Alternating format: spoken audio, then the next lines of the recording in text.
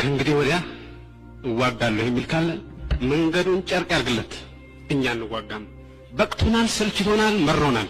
የኤርትራን ሕዝብ አንበረክካለሁ የሚል ካለ መንገዱን ጨርቅ ያርግለት። ሾልኮ የወጣ ሰበር ዜና። የቀድሞ ጠቅላይ ሚኒስተር መለስ ዜናዊ ያሴሩት ሴራ አምልጦ ወጥቷል።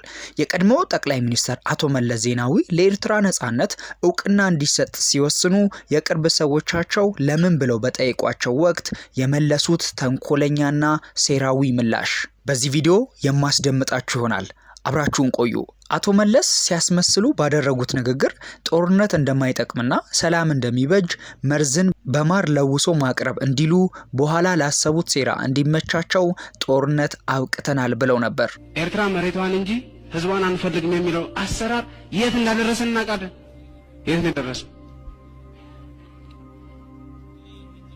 ከመሬት ውጪ ህዝብ ከህዝብ ውጪ መሬት የለም፣ ፋይዳ የለውም። የመጨረሻው ውሳኔም የህዝቡ ነው ብለን እስከምን ድረስ ግን የሰላም አቅጣጫን ተመልክተናል ማለት ነው። እኛ የግድ ሁሉም ሰው የሰላም አቅጣጫ መከተል አለበት ብለን አንል። እኛ ጦርነትን በቴሌቪዥን አይደለም የምናውቀው። እኛ ጦርነትን በወሬ አይደለም የምናውቀው።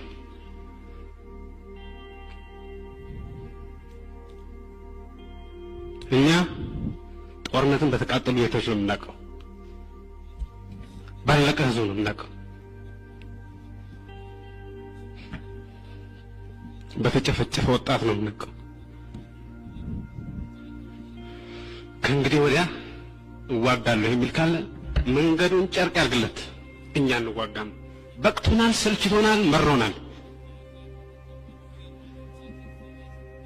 ለምን የሰላም መንገድ አልተከተላችሁም ብለን እኛ በማንም ላይ የምንጭነው ነገር የለን።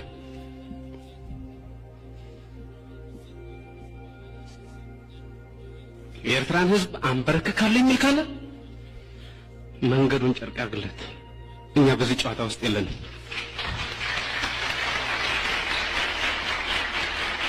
በመጀመሪያ ጠቅላይ ሚኒስተር ዶክተር አብይ የኢትዮጵያን ቀይ ባህር ማጣት ጉዳይ አልዋጥ እንዳላቸው በዚህ መልኩ በመናገር ጥያቄያቸውን ለሕዝብ ተወካዮች ምክር ቤት አሰምተው ነበር። ኢትዮጵያ ማለት በትክክለኛው እቺ ናት። ይሄ ቀይ ባህር ይታያችኋል፣ እዚህ ጋር ከርሰው ይታያል። ይሄ ቀይ ባህር ነው። ይሄ ደግሞ አባይ ነው። ኢትዮጵያ ማለት እዚህ ውስጥ ነው ያለችው። ይሄኛ ውሃ ይመለከትሻል፣ ይሄኛ ውሃ አይመለከትሽም ብትላት አይሰራም። ኔቸር እንደዛ አይልም። ከኢትዮጵያ ጋር እዚህ ጋር ኤርትራ አለች።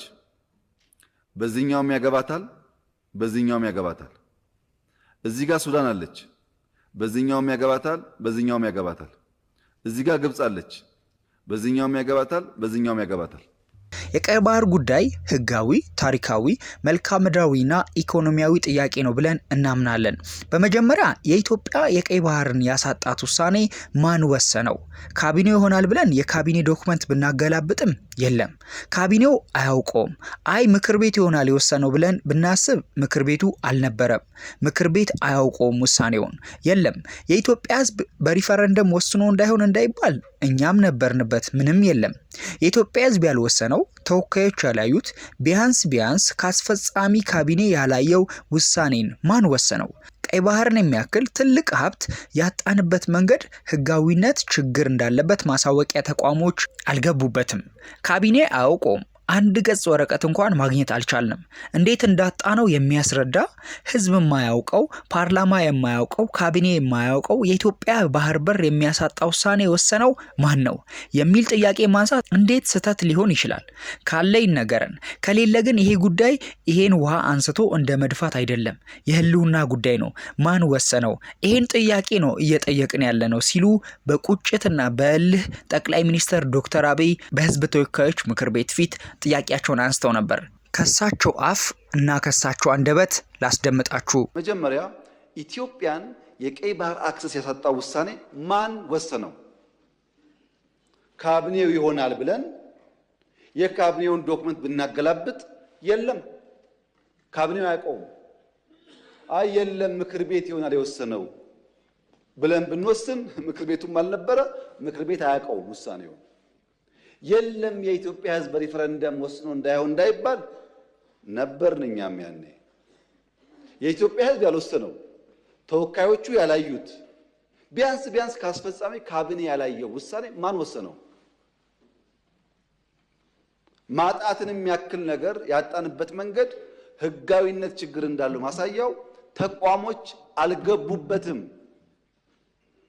ካቢኔው አያውቀውም። አንድ ገጽ ወረቀት ማግኘት አልቻልንም። እንዴት እንዳጣ ነው የሚያስረዳ እና ህዝብ የማያውቀው ፓርላማ የማያውቀው ካቢኔ የማያውቀው የኢትዮጵያን የባህር አክሰስ ውሳኔ የሚያሳጣ ነገር የወሰነው ማን ነው የሚል ጥያቄ ማንሳት እንዴት ስህተት ሊሆን ይችላል? ካለ ይነገረን። ከሌለ ግን ይሄ ጉዳይ ይሄን አንስቶ እንደ መድፋት አይደለም፣ የህልውና ጉዳይ ነው። ማን ወሰነው? የቀድሞ ጠቅላይ ሚኒስትር አቶ መለስ ዜናዊ ለኤርትራ ነጻነት እውቅና እንዲሰጥ ሲወስኑ የቅርብ ሰዎቻቸው ለምን ብለው በጠየቋቸው ወቅት የመለሱት መልስ ይህ ነው። ትግራይ ሀገር ስትሆን አሰብን ከኢትዮጵያ ከመውሰድ ከኤርትራ መውሰድ ይቀላል ሲሉ መመለሳቸው አነጋጋሪ ሆኖ ነበር። አሁንም ሀገረ ትግራይን መመስረት ብሎ የመለስን ራዕይ ለማስፈጸም የሚንቀሳቀሰው የህወሓት ቡድን ድምፁ በሚባል የሴራ ጥምረት ፈጥሮ በመጀመሪያ ኤርትራን ትግራይን ሀገር የማድረግ ዓላማው አጋዥ በማድረግ ቀጥሎም ፊቱን እንደገና ወደ ኤርትራ ዙሮ በመውጋት አሰብን የመንጠቅ ቁማርን ይዞ በኤርትራ ላይ ሴራ ሸርቦ እየተንቀሳቀሰ ይገኛል። ይህ ሐሳብ ላይ እናንተ ተጨማሪ ሐሳብ ካላችሁ ስጡበት። ለዚህ ቻናል አዲስ ከሆናችሁ ሰብስክራይብ በማድረግ ቤተሰባችንን ተቀላቀሉ።